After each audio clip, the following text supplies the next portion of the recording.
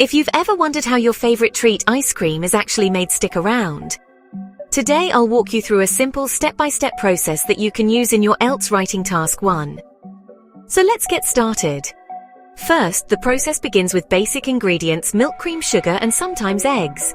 These ingredients are mixed together in large industrial vats. The goal here is to create a smooth, uniform mixture. Next, this mixture is pasteurized.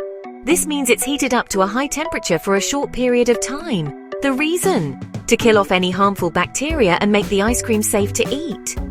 After pasteurization, the mixture is quickly cooled down to preserve its flavor and texture. Then the cooled mixture is homogenized. During this step, the liquid is forced through tiny holes under high pressure. This breaks down fat molecules, making the final ice cream smoother and creamier.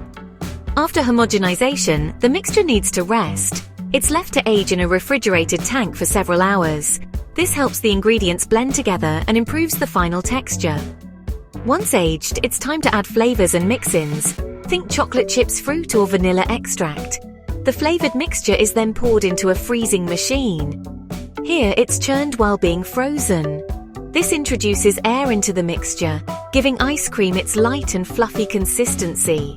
When the right texture is achieved, the ice cream is quickly packed into containers. These are sealed and sent to a blast freezer where the temperature drops rapidly.